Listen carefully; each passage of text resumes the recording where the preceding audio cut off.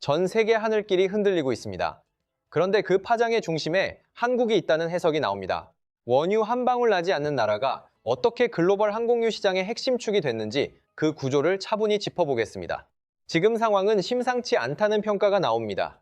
에어 뉴질랜드 1100편 취소, 스칸디나비아 항공 1000편 취소, 호주 주유소 600곳의 재고 부족, 미국 LA공항의 항공유 재고 비상까지 거론되고 있습니다. 그런데 이 비행기들이 뜨지 못하는 이유가 중동도 미국도 아니라 한국과 연결돼 있다는 주장까지 나오고 있습니다.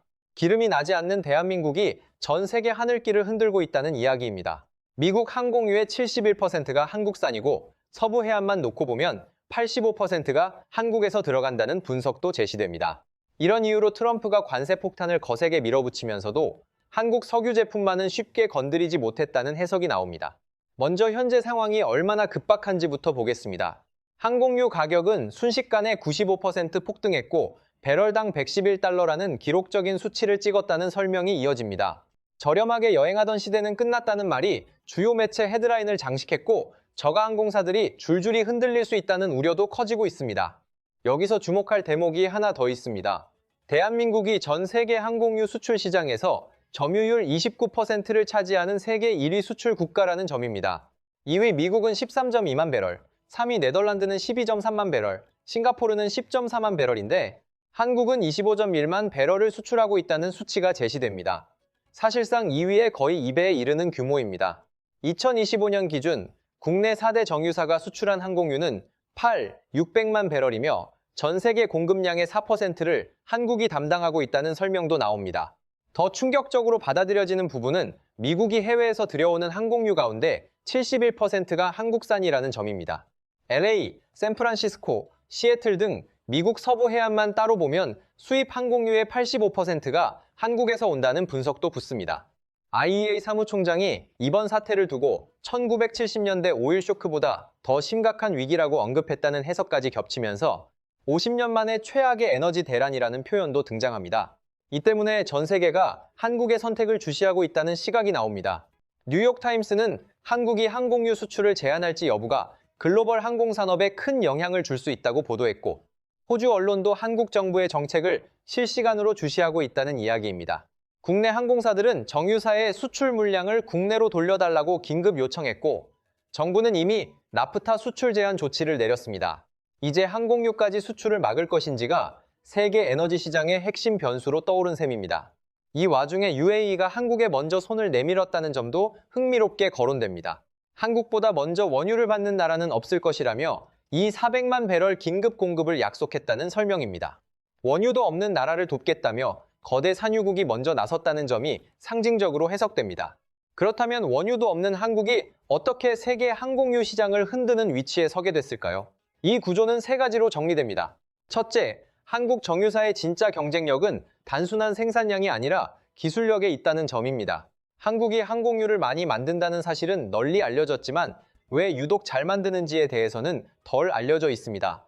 핵심은 고도화 설비입니다. 원유는 모두 같은 품질이 아니며 중동산 원유는 대체로 중진류로 분류돼 찌꺼기와 황성분이 많은 저급 원유라는 설명이 붙습니다.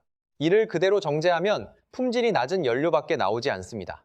그런데 한국 정유사들은 수천 분해, 접촉 분해 같은 첨단 설비를 갖추고 있어 값싸고 질이 낮은 중진류를 고품질 항공유로 바꿔낼 수 있습니다. 한국의 고도화 설비 비율은 30.4%에 이르며 가장 싼 원료를 사서 가장 비싼 제품으로 바꿔 파는 구조라는 평가가 나옵니다. 둘째, 미국 서부가 한국의 85%나 의존하게 된 배경도 단순하지 않습니다. 미국은 기름이 부족해서가 아니라 물류와 규제의 문제 때문에 한국산 항공유에 의존하게 됐다는 분석입니다. 텍사스와 루이지애나에는 대형 정유시설이 많지만 이 기름을 캘리포니아까지 보내려면 로키 산맥을 넘어야 합니다. 파이프라인 건설 비용은 막대하고 캘리포니아의 환경 규제는 매우 까다롭습니다. 결국 태평양 건너 한국 울산이나 여수에서 선박으로 보내는 편이 미국 내에서 운송하는 것보다 더 저렴하다는 계산이 나옵니다. 게다가 캘리포니아는 CARB라는 독자적인 환경 기준을 적용하는데 이를 충족하면서 대량 생산까지 가능한 곳이 전 세계에 많지 않습니다. 한국 정유사가 그 기준을 맞추는 몇 안 되는 공급자라는 점이 강조됩니다. 그래서 미국 땅에서 기름이 넘쳐도 정작 캘리포니아 공항은 한국산 연료에 의존하는 구조가 형성됐다는 설명입니다. 셋째, 이 모든 구조의 가장 치명적인 약점은 호르무즈 해협입니다. 한국은 필요한 원유의 70%를 중동에서 들여오고 있고 그 가운데 95% 이상이 호르무즈 해협을 지나야 한다는 설명이 나옵니다. 세계 1위 항공유 수출국이 원재료만큼은 100% 수입에 의존하고 그 통로마저 하나의 해협에 묶여 있다는 뜻입니다. 여기에 지난 2월 28일 이란 전쟁이 발생하면서 길목이 막혔고 4월 13일에는 미국과 이란의 종전 협상도 결렬됐다는 내용이 이어집니다. 이란은 해협 봉쇄를 풀 생각이 없다고 밝혔고 미군도 같은 날 이란 항구를 막겠다고 맞서면서 상황이 더 악화됐다는 설명입니다. 이제 조금 더 큰 그림을 보겠습니다. 전 세계 항공유 공급망은 한국, 싱가포르, 중동, 네덜란드 등 소수의 정유 거점에 극단적으로 집중돼 있다는 해석이 나옵니다. 그런데 이 거점들이 의존하는 원유 공급 역시 호르무즈, 말라카, 수에즈 같은 몇몇 해상 통로에만 묶여 있습니다. 그 가운데 호르무즈는 가장 위험한 병목이고 한국은 그 위험에 가장 크게 노출된 구조를 갖고 있습니다. 이것은 한국만의 문제가 아니라 글로벌 공급망 자체가 한쪽으로 치우친 시스템 리스크라는 뜻입니다. 돈의 흐름도 눈여겨볼 필요가 있습니다. 전쟁 전에는 중동산 원유가 배럴당 70달러 정도에 한국으로 들어오고 한국 정유사는 이를 고급 항공유로 정제해 배럴당 110달러에서 120달러에 미국과 유럽으로 판매하는 구조였다는 설명입니다. 이 과정에서 배럴당 40달러에서 50달러 수준의 정제 마진이 생겼습니다. 그런데 이번 전쟁으로 항공유 가격이 95%나 뛰면서 정제 마진은 훨씬 더 커졌다는 분석이 나옵니다. 문제는 원유만 제때 확보할 수 있다면 막대한 수익을 낼 수 있는 구조인데 지금은 그 전제 자체가 흔들리고 있다는 점입니다. 이 대목에서 트럼프 이야기도 빠지지 않습니다. 트럼프는 한국산 자동차에는 강한 관세 압박을 가하면서도 항공유 같은 석유 제품에는 관세를 면제해줬다는 설명이 나옵니다. 이유는 간단하다는 해석입니다. 한국산 항공유에 관세를 매기는 순간 미국 서부 주요 공항에 연료 가격이 급등하고 하늘길 전체가 마비될 수 있기 때문입니다. 미국 시민들이 비행기를 타지 못하게 되는 상황은 정치적으로 큰 부담이 될 수밖에 없고 그래서 한국 정유 산업은 관세 전쟁 속에서도 쉽게 건드릴 수 없는 영역으로 남았다는 평가가 붙습니다. 하지만 이 강점 뒤에는 역설도 숨어 있습니다. 정유 공정은 원유를 넣으면 휘발유, 경유, 항공유가 함께 나오는 구조입니다. 항공유만 골라서 따로 만들 수는 없습니다. 그래서 항공유 수출을 막아버리면 저장 탱크가 빠르게 가득 차고 저장 공간이 없어지는 순간 공장 가동도 멈출 수 있습니다. 그렇게 되면 항공유뿐 아니라 휘발유와 경유 공급까지 흔들릴 수 있습니다. 반대로 국내 사정을 외면하고 수출만 이어가면 국내 항공사들이 쓸 연료가 부족해질 수 있습니다. 한국 정유사 입장에서는 어느 쪽도 쉽게 선택하기 어려운 진퇴양난입니다. 태평양 건너 미국도 같은 구조를 계산하고 있다는 시각이 나옵니다. 겉으로는 미국의 석유가 넘쳐난다고 말하지만 현실적으로 한국이 항공유 공급을 줄이면 미국 서부 공항부터 타격을 입게 됩니다. 공항이 멈추면 항공편이 줄고 관광과 비즈니스도 영향을 받습니다. 결국 이런 경제적 손실은 트럼프 행정부의 정치적 부담으로 돌아옵니다. 그래서 미국이 구상하는 대안으로 호르무즈 합작법인이 거론되며 이는 미국이 한국의 정유 역량을 파트너로 인정하는 신호로 해석되기도 합니다. UAE가 왜 한국을 최우선 공급 대상처럼 대했는지도 같은 맥락에서 설명됩니다.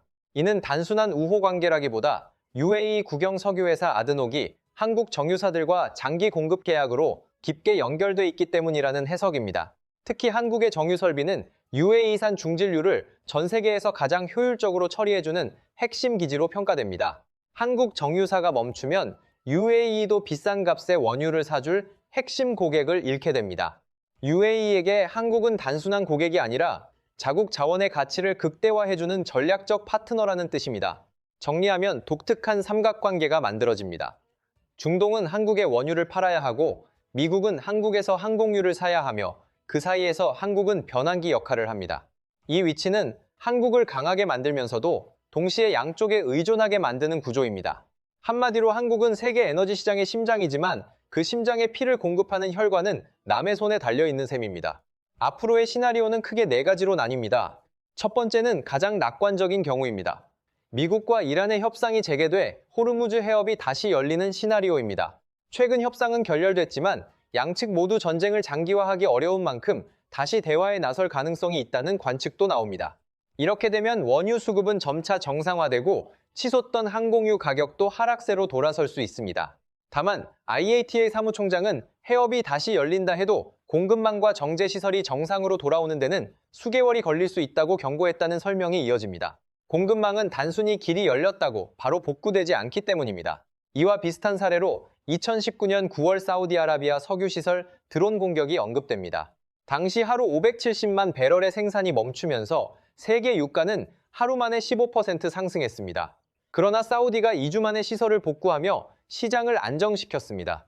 하지만 2026년 지금의 위기는 그때와는 성격이 다르다는 분석입니다. 2019년은 공장이 파괴된 사건이었다면 지금은 길 자체가 막혀버린 상황이기 때문입니다. 부서진 설비는 수리하면 되지만 막힌 해상 통로는 정치적 결단 없이는 열리지 않습니다. 지금의 위기는 시설 복구가 아니라 전쟁 종료라는 훨씬 무거운 변수에 매달려 있습니다. 두 번째는 가장 어두운 시나리오입니다. 해협 봉쇄가 예상보다 길어지고 한국이 결국 항공유 수출 제한에 나서는 경우입니다. 전쟁이 6개월 이상 이어진다면 비축유 감소 속에서 정부가 자국 공급을 우선하는 결정을 내릴 가능성도 거론됩니다. 그렇게 되면 미국 서부의 항공유 공급이 반토막 나고 대규모 항공편 감축이 현실화할 수 있습니다. 항공권 가격은 2배 이상 오를 수 있고 저가 항공사들의 경영난도 심각해질 수 있습니다. 이 장면에서 1973년 제1차 오일 쇼크 당시 일본의 사례가 떠오릅니다. 당시 일본은 원유의 77.5%를 중동에 의존하고 있었고 4차 중동 전쟁으로 공급이 막히자 사회 전반이 패닉에 빠졌습니다. 화장지와 세제 사재기가 벌어지고 공장 가동이 멈추며 경제 성장률도 급락했습니다. 일본은 이 충격 이후 원자력과 LNG 확대, 에너지 효율 투자에 나서며 30년에 걸쳐 석유 의존도를 낮췄습니다. 지금 한국의 중동 의존도 70%는 당시 일본과 닮아 있다는 평가가 나옵니다. 다만 차이도 있습니다. 일본은 소비자였지만 한국은 소비자이면서 동시에 세계 공급자이기도 합니다. 그래서 한국이 흔들리면 한국만이 아니라 세계 경제 전체가 영향을 받을 수 있다는 점이 더 무겁습니다. 세 번째 시나리오는 글로벌 에너지 공급망 자체의 재편입니다. 위기가 장기화하면 각국이 한국 한 곳에만 의존하는 구조를 그대로 두지 않으려 할 가능성이 큽니다. 미국이 서부 해안에 직접 정유시설을 짓거나 호주와 일본이 자체 설비를 확대하려는 움직임을 보일 수 있습니다. 이는 코로나 이후 반도체 공급망이 재편된 흐름과도 닮아 있습니다. 특정 국가나 기업에 대한 과도한 의존이 얼마나 위험한지 확인한 각국이 에너지에서도 자립 전략을 강화할 수 있다는 뜻입니다. 그렇게 되면 지금 한국이 누리는 대체 불가능한 공급자라는 지위는 장기적으로 흔들릴 수도 있습니다. 정유 공장을 세우는 데는 수년이 걸리기 때문에 당장 영향은 제한적이겠지만 장기적으로는 산업 지형 자체를 바꿀 수 있는 변수입니다. 네 번째 시나리오는 한국 정유 산업의 다음 먹거리, 지속가능 항공유로의 전환입니다. 본문에서는 세이프라고 표현됐지만 핵심은 바이오 원료 기반의 친환경 항공유입니다. 유럽에서는 이미 사용 의무화가 진행되고 있고 국내 정유사들도 수조 원을 투자해 관련 전용 공장을 공동으로 짓기로 했다는 설명이 나옵니다. 만약 한국이 화석연료 시대에 이어 친환경 항공유 시대에서도 세계 1위를 차지한다면 중동 의존이라는 약점을 상당 부분 줄일 수 있다는 기대가 붙습니다. 이 전환의 성패에 따라 앞으로 60년 한국 정유산업의 운명이 달라질 수 있다는 전망입니다. 물론 이 서사에 대한 반론도 있습니다. 첫 번째는 한국의 항공유 점유율이 과장됐다는 주장입니다. 미국 전체 소비 기준으로 보면 한국산 비중은 6% 정도에 불과하다는 설명입니다. 미국의 자체 정유 능력이 워낙 크기 때문입니다. 하지만 이 반론은 지역별 집중도를 놓친다는 재반론이 붙습니다. 미국 전체 평균은 6%일지 몰라도 서부 해안이라는 특정 지역에서는 한국산을 대체할 방법이 마땅치 않다는 점이 더 중요하다는 지적입니다. 전체 평균보다 가장 취약한 고리가 85%로 묶여있다는 사실이 핵심이라는 것입니다. 두 번째 반론은 원유 수입선을 다변화하면 되지 않느냐는 주장입니다. 미국이나 브라질산 원유를 더 많이 도입하면 중동 리스크를 줄일 수 있다는 논리입니다. 실제로 미국산 원유 수입 비중이 최근 늘어난 것도 사실입니다. 그러나 문제는 설비 최적화입니다. 한국의 정유 설비는 중동산 중진류를 기준으로 맞춰져 있기 때문에 미국산처럼 더 가벼운 원유 비중이 갑자기 커지면 공장 효율과 수익성이 떨어질 수 있다는 설명이 붙습니다. 이를 바꾸려면 또다시 수조 원의 투자와 수년의 시간이 필요합니다.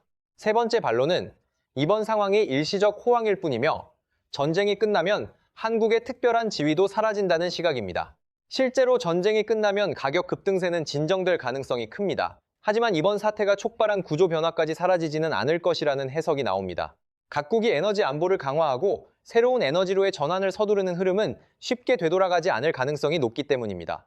그리고 가장 날카로운 반론이 하나 더 있습니다. 한국이 항공유를 수출하지 못하면 세계보다 먼저 한국 경제가 타격을 입는 것 아니냐는 지적입니다. 이는 이번 사태의 핵심을 찌르는 질문일 수 있습니다. 원유를 들여오지 못하면 수출은커녕 국내에서 쓸 기름조차 부족해질 수 있기 때문입니다. 결국 한국이 가진 지배력이 보호막이 될지 오히려 족쇄가 될지는 아직 누구도 확신할 수 없습니다. 바로 이 아슬아슬한 균형점이 지금 한국 항공유 산업의 본질이라는 해석이 가능합니다. 결국 결론은 단순하지 않습니다.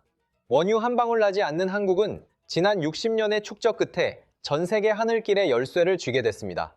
그러나 그 열쇠를 돌리는 데 필요한 연료는 여전히 다른 나라의 손에 달려 있습니다. 한국은 지금 세계 1위라는 무거운 왕관을 썼고 그 무게를 처음으로 실감하는 순간을 지나고 있습니다. 이번 위기를 에너지 자립의 계기로 바꿀 수 있을지 아니면 구조적 취약성을 드러내는 위기로 남길지는 앞으로의 정책과 산업 전환 속도에 달려 있습니다. 분명한 것은 하나입니다. 한국의 항공유 파워는 강점이면서 동시에 약점입니다. 이 역설을 외면하지 않고 정면으로 바라보는 일, 그것이 지금 가장 현실적인 출발점일 것입니다.